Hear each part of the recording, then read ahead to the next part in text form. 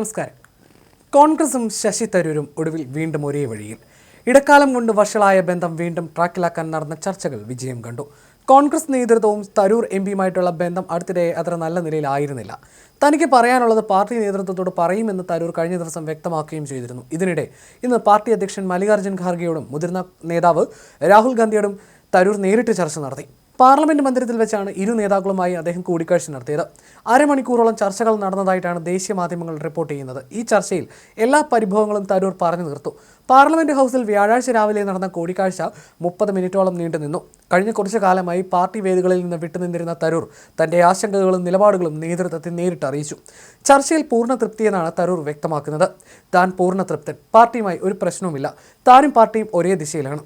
പ്രചരണത്തിൽ സജീവമായി ഇറങ്ങുമെന്നും തരൂർ വ്യക്തമാക്കി. അടുത്ത കാലത്തായി തരൂർ നടത്തിയ ചില പരാമർശങ്ങൾ കോൺഗ്രസിനുള്ളിൽ വലിയ അതൃപ്തി ഉണ്ടാക്കിയിരുന്നു. കഴിഞ്ഞ നവംബറിൽ പ്രധാനമന്ത്രി നരേന്ദ്രമോദിയുടെ പ്രസംഗത്തെ സാമ്പത്തിക സാംസ്കാരിക കാഴ്ചപ്പാടുള്ള മികച്ച പ്രസംഗമെന്ന് തരൂർ വിശേഷിപ്പിച്ചത് വലിയ വിവാദമായിരുന്നു. പ്രധാനമായി ഈ പറയുന്ന സംഭവങ്ങളാണ് തരൂരും പാർട്ടിയും തമ്മിലുള്ള ബന്ധം വഷളാക്കിയത്. കൂടാതെ ഇന്ത്യൻ രാഷ്ട്രീയം ഒരു കുടുംബ ബിസിനസ് എന്ന പേരിൽ തരൂർ എഴുതിയ ലേഖനം ഗാന്ധി കുടുംബത്തെ ലക്ഷ്യം വെച്ചിട്ടുള്ളതാണെന്ന് പാർട്ടിയിലെ ഒരു വിഭാഗം ആരോപിച്ചിരുന്നു. പഹൽഗാം ഭീകരാക്രമണത്തിന് പിന്നാലെ മോദി സർക്കാരിന്റെ നടപടികളെ തരൂർ പുകഴ്ത്തിയതും BJP സർക്കാർ ഏർപ്പെടുത്തിയ പ്രത്യേക ദൗത്യ സംഘത്തെ നയിക്കാൻ അദ്ദേഹം സമ്മതിച്ചതും കോൺഗ്രസ് നേതാക്കളുടെ കടുത്ത വിമർശനത്തിന് കാരണമായിരുന്നു.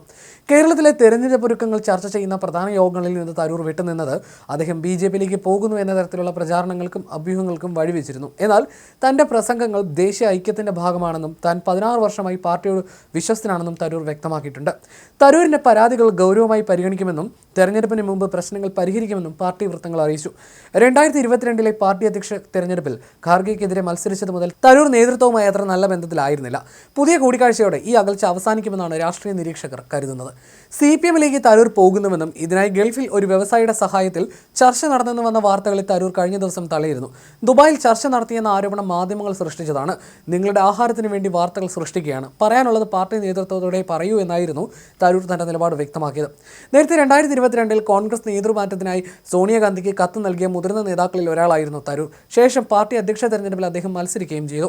84% വോട്ടോടെ നെഹ്റു കുടുംബം പിന്തുണച്ച ഖാർഗെ പ്രസിഡന്റായി. എന്നാൽ തരൂരിന് 11%-ലധികം വോട്ട് നേടാനായി.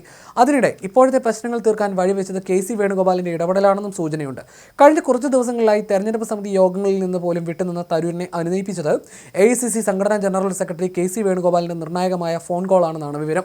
പാർട്ടിയിൽ താൻ അവഗണിക്കപ്പെടുന്നു എന്ന പരാതി തരൂർ നേരത്തെ തന്നെ ഉന്നയിച്ചിരുന്നു.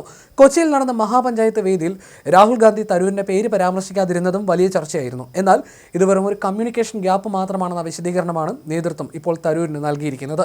പരാതികൾ ഗൗരവമായി പരിഗണിക്കുമെന്നും പാർട്ടി ഫോറങ്ങളിൽ അർഹമായ പരിഗണന നൽകുമെന്നും KC ഉറപ്പ് നൽകിയതോടെയാണ് തരൂർ വിട്ടുവീഴ്ചയ്ക്ക് തയ്യാറായത്. തരൂർ CPMലേക്ക് ചേക്കേറുമെന്ന തരത്തിൽ ദുബായ് ചർച്ചകളെ മുൻനിർത്തി പ്രചരിച്ച അഭ്യൂഹങ്ങൾക്ക് ഇനി പ്രസക്തിയില്ലെന്നാണ് സൂചന. രാഹുൽ ഗാന്ധിയുമായി നേരിട്ട് ചർച്ച നടത്തിയ ശേഷം തരൂർ തിരഞ്ഞെടുപ്പ് പ്രചാരണത്തിന്റെ മുൻനിരയിലേക്ക് എത്തും. KPCC അധ്യക്ഷൻ സണ്ണി ജോസഫ് തരൂരുമായി ഉടൻ കൂടിക്കാഴ്ച നടത്തി ഭാവി പരിപാടികൾ ആസൂത്രണം ചെയ്യും. രാഹുലുമായി ഉടൻ ചർച്ച നടക്കും. പ്രിയങ്ക ഗാന്ധിയും സജീവ ഇടപെടൽ നടത്തും. യുവാക്കളുടെയും പുതുതലമുറ വോട്ടർമാരുടെയും പിന്തുണ ഉറപ്പാക്കാൻ തരൂരിനെ മുൻനിർത്തിയുള്ള പ്രചാരണ തന്ത്രങ്ങളാണ് കോൺഗ്രസ് ഒരുക്കുന്നത്. ഇതിന്റെ ഭാഗമായി ജെൻസി കണക്ട് എന്ന പ്രത്യേക ക്യാമ്പയിന്റെ ചുമതല തരൂരിന് നൽകിയേക്കും. സോഷ്യൽ മീഡിയയിലും യുവാക്കൾക്കിടയിലും തരൂരിനുള്ള സ്വാധീനം പരമാവധി പ്രയോജനപ്പെടുത്തി ഭരണ തുടർച്ച ആഗ്രഹിക്കുന്ന LDFനെ പ്രതിരോധിക്കാനാണ് UDF നീക്കം.